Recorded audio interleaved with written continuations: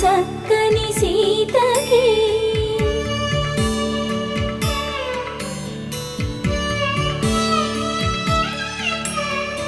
ఎర్ర జాబిలి చేయి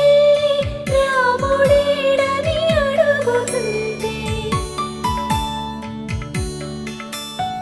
చూడలేదని పెదవి చెప్పే చెప్పలేమని కనులు చెప్పే నల్ల పూసైన